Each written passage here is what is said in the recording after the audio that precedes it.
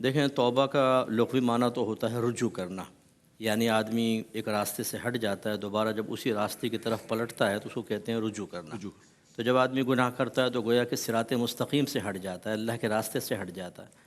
پھر وہ توبہ کا مطلب یہ ہے کہ دوبارہ اپنے رب کی طرف رجوع کرتا ہے، اور اصطلاحی اعتبار سے وہ گناہ جو سابقہ زندگی میں ہم سے سرزد ہو گیا ہو، اس پر ندامت و شرمندگی کے ساتھ قلب میں پختہ ارادہ کرنا کہ آئندہ یہ گناہ میں کبھی نہیں کروں گا، اور یہ ارادہ فقط اللہ تبارک و تعالیٰ کے خوف کی وجہ سے ہو، کسی دنیاوی وجوہات کی بنا پر نہ ہو۔ جب یہ چیزیں ایک جگہ جمع ہوں گی تو پھر انسان گناہوں سے پاک و صاف ہوگا، جیسے کہ انشاءاللہ فضائل وغیرہ بیان کیے جائیں گے۔ لیکن اس میں تھوڑی سی تفصیل یہ ہے کہ حقوق دو طرح کے ہوتے ہیں، ایک حق اللہ ہے، ایک حق العبد ہے، اور اللہ تعالیٰ کے حقوق کی بھی تین قسمیں ہوتی ہیں۔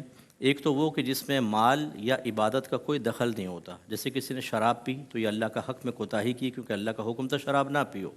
ایک ہے کہ نمازیں قضا کر دیں، ایک ہے کہ زکوٰۃ کی ادائیگی میں تاخیر کی۔ ان تینوں کے اندر بس یہ ہے کہ جو شراب وغیرہ جس کا براہ راست تعلق ہے عبادات کے ساتھ نہیں ہے، اس میں تو یہی ہے جو ابھی عرض کیا کہ نادم شرمندہ اور توبہ کر لے، الفاظ بھی ادا کر لے، اور سب بخشا جائے گا انشاءاللہ۔ لیکن نماز اور مالی عبادات جو ہوتی ہیں ان میں ادائیگی لازم ہوتی ہے، یعنی نماز کا حساب کریں، ان کی قضا وغیرہ ادا کریں، زکوٰۃ جو ادا نہیں کی ان کا حساب کریں، اور زندگی کے اندر اس کو ادا کرنا ہی ہوگا۔ اس میں توبہ کا مطلب یہ نہیں ہے کہ نمازیں ساری آپ کی معاف ہو گئیں اور اب آپ زکوٰۃ ادا کریں نہ کریں معاف ہو گئیں، کسی کا اور کوئی معاملہ ہے تو وہ اب معاف ہو جائے گا۔ وہ جو مالی معاملات ہوتے ہیں چلتے ہیں، اور بندوں کے جو ہوتے ہیں اس میں بھی حقوق میں کوتاہی تین طرح کی ہوتی ہے، جسمانی، مالی یا روحانی۔ تکلیف پہنچائی ہے جسمانی لحاظ سے، روحانی لحاظ سے مال دبا لیا ہے۔ ان میں توبہ کا طریقہ یہ ہوگا کہ اگر جسمانی تکلیف پہنچائی ہے تو اپنے آپ کو پیش کرنا ہوگا کہ آپ مجھ سے انتقام لے لیں، میں نے غلطی کی ہے، یا مجھے معاف کر دیں۔ صحیح۔ تو اگر وہ معاف کر دیتا ہے بہت اچھی بات ہے۔ معافی کے بعد پھر اللہ تعالیٰ کی بارگاہ میں اسی طریقے سے ہمیں توبہ کرنی ہوگی۔ ہر حق العبد میں حق اللہ ضرور تلف ہوگا، کیونکہ ہم نافرمانی کرتے ہیں، تو اس کے بعد اس سے معافی کے بعد اللہ کی طرف رجوع کرنا ہوگا۔ یہ نہیں ہو سکتا کہ آپ بندے سے معافی نہ مانگے، ڈائریکٹ اللہ سے کرتے رہیں، کیونکہ اللہ نے اپنے ذمہ کرم پر لے لیا ہے کہ جب تک مظلوم کو ظالم سے راضی نہیں کرے گا وہ معاف نہیں کرے گا، وہ چاہے یہاں ہو چاہے آخرت میں ہو۔ اسی طرح اگر روحانی تکلیف پہنچائی، اب یہ تو ہو نہیں سکتا ہم کہیں کہ یار تم مجھے روحانی تکلیف پہنچا لو، میں نے ٹونٹنگ کی تھی، مذاق اڑایا تھا، تمہارا راز فاش کیا تھا، تو یہ اس میں یہ ہوتا ہے کہ بس معافی کی، یا معاف کر دو مجھے، بڑی آپ کی مہربانی ہوگی، معاف کر دے، ٹھیک، اور پھر وہی توبہ۔ اور مالی کے اندر مال دینا ہوگا لازم، اگر فوراً نہیں دے سکتے تو اس سے مہلت لے لیں، بالکل نہیں دے سکتے، تنگ دستی ہے تو معافی کی درخواست کریں۔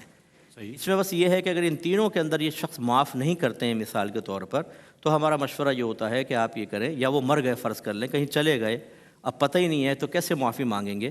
اس میں تین عمل اپنے ضرور کریں۔ نمبر ایک، ان کے لیے دعائے بخشش و مغفرت کرتے رہیں۔ نمبر دو، جو بھی نیک عمل کریں اس کا ثواب ایصال کرتے رہیں۔ اور تیسرا، کچھ ثواب جاریہ کر دیں ان کے لیے۔ انشاءاللہ جب میدان محشر میں پہنچیں گے نا تو ہماری دعائے بخشش و مغفرت سے ان کے درجات بلند ہوں گے، اور ہمارے ایصال ثواب اور ثواب جاریہ سے پہاڑوں کے برابر انشاءاللہ ان کو نیکیاں ملیں گی۔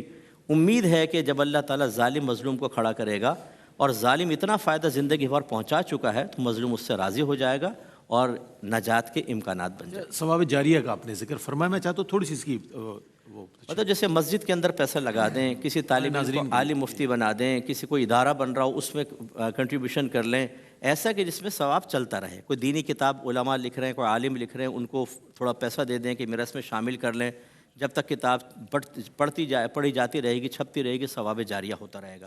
یہ بہت جو کنٹینیوسلی جو ہوتا ہے نا ریوارڈ، وہ آخرت میں ماشاءاللہ اربوں خربوں کی تعداد میں